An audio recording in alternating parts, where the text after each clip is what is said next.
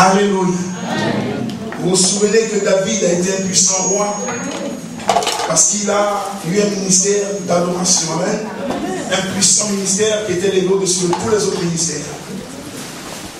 Ça permet donc que son ministère soit au-dessus de tous les ministères, parce que cet homme était beaucoup plus proche du cœur de Dieu que n'importe quel serviteur de Dieu dans l'histoire de la Bible. La Bible dit à des apôtres que David était l'homme de Dieu selon le cœur de Dieu. Il était le serviteur de Dieu selon le cœur de Dieu. Amen.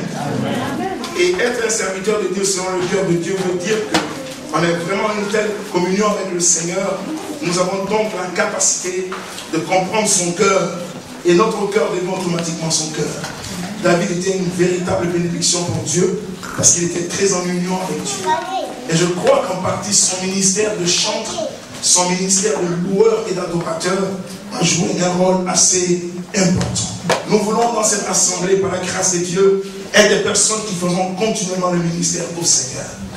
Et Dieu sait combien de fois nous avons besoin d'avoir une telle attitude vis-à-vis de Dieu. L'adversité est intense. Mais Dieu est réel. Dieu délivrera tous ceux qui se confient en lui. Amen. Amen. Nous ouvrons nos Bibles ce soir au nom de Jésus-Christ dans le psaume 22. Nous allons parler des raisons pour lesquelles nous devons louer Dieu. On en a cité la dernière fois une, mais nous allons encore continuer en profondeur. Il y a des raisons pour louer Dieu. Vous savez, la Bible déclare que Dieu a fait toutes choses pour une raison. Dieu a fait toutes choses pour un but. Il y a donc une raison principale pour louer Dieu. Et le psaume 22 nous le dit. Alléluia. Le psaume 22 nous dit au verset 3, et ça c'est le psaume de la crucifixion. C'est le psaume que David a fait prophétiquement. En fait, il parle de Christ. Le psaume 22, à commencer du verset 1. Mon Dieu, pourquoi m'as-tu abandonné et tu t'éloignes-tu de moi sans me secourir, sans écouter mes plaintes? Mon Dieu, je crie à toi, je crie le jour et tu ne me réponds pas. La nuit, et je n'ai point de repos. 4. Pourtant tu es le Saint, tu sièges au milieu des louanges d'Israël. Amen. Pourtant tu es le Saint, tu sièges au milieu des louanges d'Israël. Jésus est en train de nous dire ici que la seule fois que Dieu n'a pas pu répondre, Dieu n'a pas pu s'introniser au milieu de la louange de son peuple, c'est lors de la crucifixion. Autrement dit, à tout temps, le Seigneur a toujours été intronisé. Le mot siège veut dire intronisé, prendre sa place sur le trône. Toutes les fois que vous louez Dieu, vous invitez Dieu à prendre sa place sur le trône, à prendre position là où vous êtes. Alléluia. Donc la louange amène Dieu à se positionner au milieu de son peuple. Voilà pourquoi nous devons toujours le louer. Vous voyez, Dieu ne se positionne pas pendant que nous sommes en pleine guerre. Dieu ne se positionne pas pendant qu'on est attaqué. Dieu ne se positionne pas pendant qu'on est oppressé. Dieu ne se positionne pas pendant qu'on est découragé. Mais il commence à s'introniser avec toute sa majesté. Permettez-moi de vous dire ce soir que de même qu'un homme naturel a un parfum naturel, le Dieu que nous servons a son parfum à lui. Alléluia. Toutes les fois que Dieu vient s'introniser à un endroit, la flagrance de son parfum, la radiance de son parfum se manifeste dans les environs où il se trouve. Alléluia. Et donc j'ai intérêt, par exemple, face à la mort qui est un parfum, de parler et de louer Dieu pour que Dieu puisse s'introniser là où je suis, afin que le parfum de Dieu puisse évacuer la mort. Est-ce que vous comprenez? C'est aussi notre façon de combattre la mort. Amen. Dieu siège au milieu de louanges de son peuple. C'est un grand roi. Il est le roi des rois et il a besoin de siège. Quand un roi siège, il ne vient pas seul. Il y a tout un apparat qui le suit. Il y a les avant-gardes, il y a les arrière-gardes. Il y a ceux qui portent le sac, il y a ceux qui portent la canne, il y a ceux qui portent la couronne. Et quand Dieu vient siéger, il vient siéger avec toute l'armée angélique. L'armée des séraphins, toute l'armée vient siéger. Alors là, ça devient très dangereux parce que quand ils prennent position et que Dieu est présent, aucun jaloux, aucun adversaire ne peut se lever à ce niveau-là. Parce qu'il sera foudroyé à cause de la présence de Dieu. Par la grâce de Dieu, quand nous aurons fini l'enseignement sur la louange et l'adoration que le ministère de Dieu, on touchera l'aspect de la présence de Dieu. Et attendez-vous à être baptisé du Saint-Esprit, à être touché par la présence de Dieu, parce que nous préparons l'atmosphère pour que Dieu vienne. siège au milieu des louanges de son peuple. Quand son peuple ne le loue pas, son trône reste loin de lui.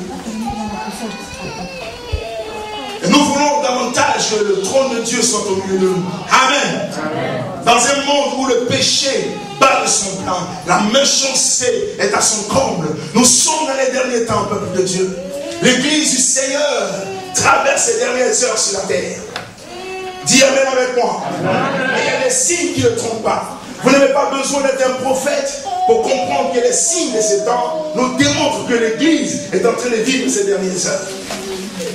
Lorsque le mercredi soir, je regardais la télévision, et dans cette nation, ils ont désormais décidé, à partir de l'école, le jardin d'enfants à partir de 3 ans, l'année prochaine sera légalisé le droit d'enseigner aux enfants l'homosexualité, le bien-être que ça cause, ce n'est pas quelque chose de mauvais. Si un enfant a 2 papas, c'est pas mauvais. S'il a 2 mamans, c'est pas mauvais.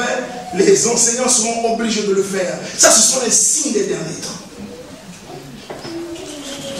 Est-ce que vous me comprenez?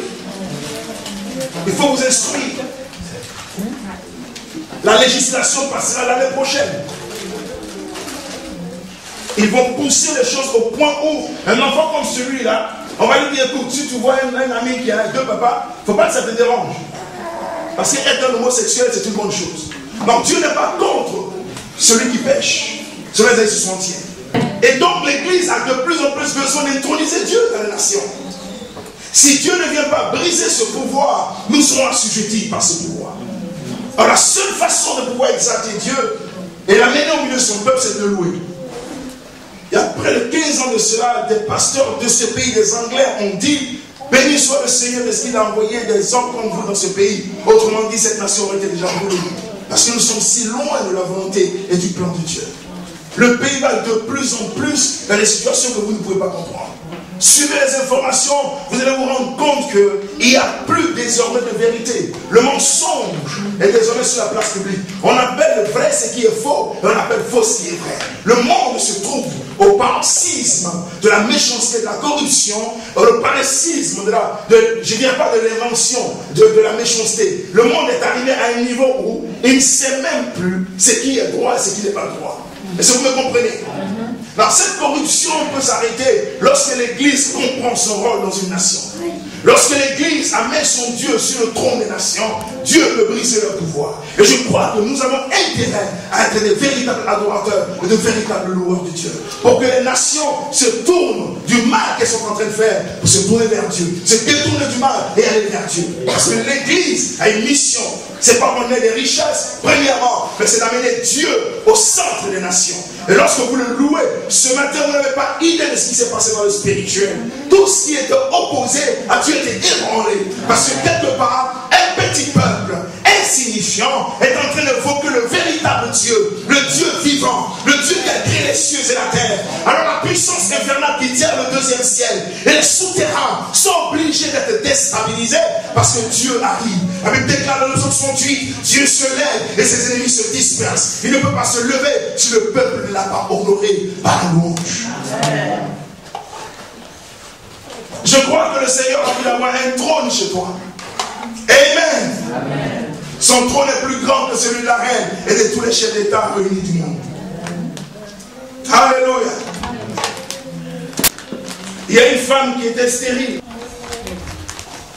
Elle n'avait pas d'enfant. Mais elle savait faire une chose. Quand le prophète Élisée passait à chaque fois, elle lui avait réservé une petite chambre. Et quand il passait par ce chemin, c'est là que l'homme dormait. Dis Amen avec moi. Amen.